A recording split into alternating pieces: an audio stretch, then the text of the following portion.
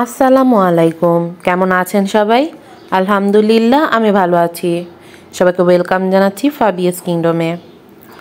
আজকে রান্না বান্না করব আর আপনাদের সাথে কিছু কথা শেয়ার করব। যেসব কথা আমার জীবন থেকে নেওয়া, জীবন থেকে নেওয়া কি আমার মনে হয় প্রত্যেকটা মানুষেরই জীবনে কিছু না কিছু ঘটে থাকে, তাই হচ্ছে আপনাদের কাছে আজকে শেয়ার করব। প্রথমেই বলছি যে আপনি আপনার সাথে যে মানুষগুলি খারাপ ব্যবহার করে, খারাপ আচরণ করে, তাদের কখনো মুখ পাল্টে জবাব দিতে যাবেন না। আপনি সহ্য করে থাকবেন, দেখবেন আপনার তরফ থেকে আল্লাহই তাদের জবাব দিয়ে দিবে। কেন বলছি? এ পর্যন্ত এসেছি, হ্যাঁ অনেক মানুষকে জবাব দিয়েছি, বাট যাদেরকে জবাব দিইনি, কষ্ট পেয়েছি, জবাব দিতে পারিনি, তারা এরকমভাবে কথাগুলি প্রেজেন্ট করেছে, তখন আমি যে কি জবাব দিব তাই হয়তো বুঝে উঠতে পারিনি, তাই জবাবটা দেওয়া হয়নি। কিন্তু দেখেছি সে জবাবটা না আমার তরফ থেকে আল্লাহই দিয়ে দিয়েছে। আপনাদের সাথে এরকম একটা কথা শেয়ার করি। আমার প্রিয়জনের লিস্ট এখন খুবই কম। আমার ফ্যামিলি মেম্বার ছাড়া আমার এখন প্রিয়জন বলতে কেউই নেই। আমার আব্বু তো দুনিয়াতে নেই এখন, আমার আম্মু আছে, ভাই বোন আছে, আমার শ্বশুরবাড়ির কিছু আত্মীয় স্বজন আছে, তারাই হচ্ছে আমার প্রিয়জনের লিস্টে। আর হ্যাঁ, আমার হাজব্যান্ড, এই কয়জনই তো আমার প্রিয়জনের লিস্টে আছে। আর এছাড়া আর আমার প্রিয়জনের লিস্টে আমি বেশি মানুষকে রাখি না। আগে অনেক মানুষকে রাখতাম, বাট এখন আমি আর রাখা হয় না। তো এই প্রিয়জনের লিস্টদের মধ্যে কারো সাথে যদি কখনো কেউ যদি কারোকে নিয়ে খারাপ কিছু বলে, তা আমার কেন জানিয়ে মনের ভিতরে কলিজায় গেঁথে যায়। তো এরকমই আমার এক প্রিয়জনকে নিয়ে হয়তো 2-3 জনের সামনে একটু হাসাহাসি করা হয়েছিল যে একটা ব্যাপার নিয়ে। তো আমি না ওই পাল্টে কি জবাবটা দিব সেটা বুঝে উঠতে পারিনি। ঠিক কয়েকদিন পরেই যে মানুষটা আমার প্রিয়জনের নামে আমার সামনে হাসাহাসি করেছিল 2-1জনকে নিয়ে, সে বলেছে 2-1জনও হাসি দিয়ে ফেলেছে, কারণ এরকমভাবে সে প্রেজেন্ট করেছে কথাটা, যেটা একদমই ঠিক ছিল না। তো 2-1জনও আমি হাসি দেখেছি, আমি তাদের চেহারা সেদিন দেখেছি। ঠিক কয়েকদিন পরে, ধরেন 6 মাস 7 মাস পরেই আমার যে প্রিয়জন সম্পর্কে আমার যা হয়, ঠিক সেই সম্পর্কই যে মানুষটা হাসাহাসি করেছে তার সেম সম্পর্কের মানুষটাকে নিয়ে অনেক মানুষ এসেছে, অনেক মানুষ অনেক কথা বলেছে। তখন আমি বুঝেছি যে আসলে কেউ কখনো বলে বেঁচে যেতে পারে না, তার জবাবটা পেতে হয়। হয়তো সে আমাকে 2-3 জনের সামনে নর্মাল একটা ব্যাপার নিয়ে হাসি ঠাট্টা করেছে, বাট আজকে তাদের ফ্যামিলিতেই সে একজন আছে, সে একটা কারণেই, যাই হোক এটা তাদের ব্যাপার। দেখা যায় কি আল্লাহ আছে, তাই না? আল্লাহ আছে, আল্লাহ কি করতে পারে তা কিন্তু আমাদের কারোই জানা নেই। তো ওই ঘটনাটা ঘটার পরে আমি বুঝলাম যে মানুষ কখনো বেঁচে যায় না, এই দুনিয়ার হিসাব তাকে এই দুনিয়াতেই দিতে হয়। তো কাউকে নিয়ে কখনো মজা করলে তার পরিপৃষ্ঠে অন্য কিছুও হতে পারে। আবার আমার এক কষ্ট লেগেছিল আরেকটা কারণে, সেটা হচ্ছে কি বলবো, এত কষ্টের লিস্ট।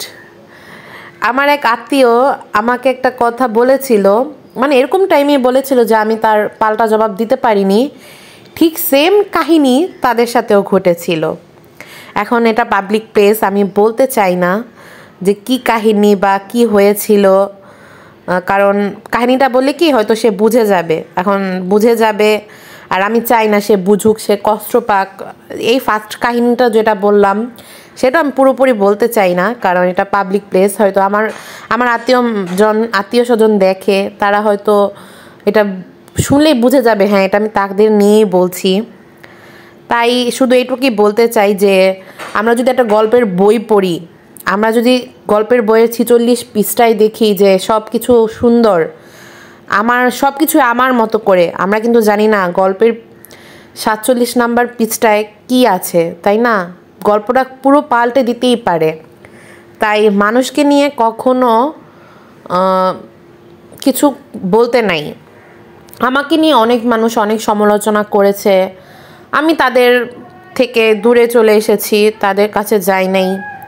যাদেরকে নিয়ে করেছে, মানে যাদের সামনে করেছে, এখন সেই মানুষগুলোই আবার তার নামেও করছে, এবং সেটা আমার কানে আসছে, এবং ওই জায়গা থেকে সে মানে ওই যাদের মানে বলবো না যে, মনে করেন আমি আপনাকে এটা বুঝাই, যেমন আপনি আমার নামে খারাপ কিছু বলছেন, তাই না? আপনাকে আরও 10 জনকে সামনে নিয়ে বলছেন। কয়েকদিন পর দেখা গেল কি আপনি আবার আমার কাছে এসেই বলছেন যে ওই 10 জন আপনার নামে খারাপ কিছু বলছে। ব্যাপারটা হচ্ছে এইটা, যে কখনো মানুষকে নিয়ে এত বেশি বাড়াবাড়ি করতে নেই, যে আপনার সাথেও কি কিছু একটা ঘটে যেতে পারে। এখন অনেকেই বলবেন যে আমার সাথে তো সব কিছু ভালো ঘটেনি, তাই না? হ্যাঁ, আমার সাথে অনেক কিছুই ভালো ঘটেনি, কিন্তু সে যেগুলি ভালো ঘটেনি তা কিন্তু এরকম হতে পারে আল্লাহ ওইটার মধ্যেও ভালো কিছু রেখেছে। কিন্তু আপনারা যে সমালোচনা করছেন, মানুষকে নেগলেসি করছেন, এটা কিন্তু আল্লাহ আপনাদের শিখিয়ে দেয়নি যে তোমরা এটাগুলা করো। বাট আমার সাথে যেটা হয়েছে এটা হয়তো বা আল্লাহ ভালো কিছু হবেই সেই করেছে, তাই না?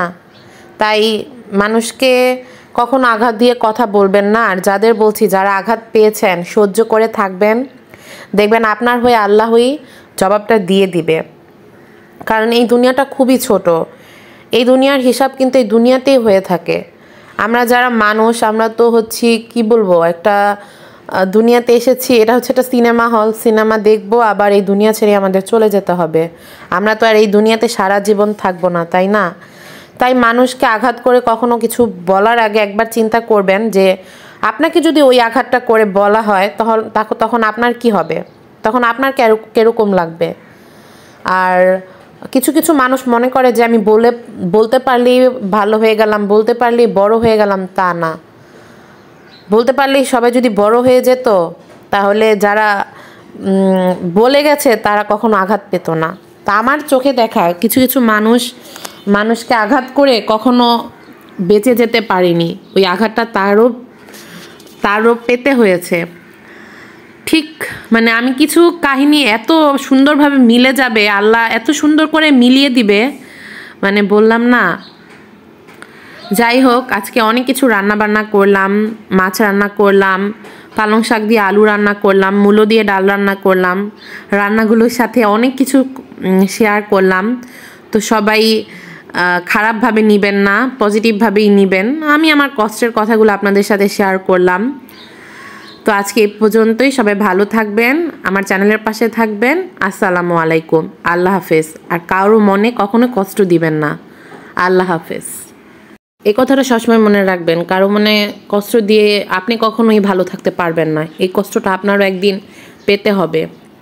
তাই মানুষকে আঘাত করে কথাটা কম বলার চেষ্টা করবেন। আর আপনার যারা আশেপাশে আছে সবার সাথে ভালো সম্পর্ক রাখার চেষ্টা করবেন। সবার সামনে আমি নিজেকে অনেক বড় দেখিয়ে কখনো এগিয়ে যেতে পারবেন না, তাই না?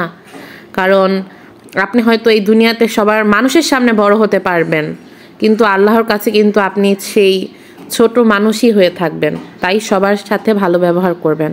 আসসালামু আলাইকুম।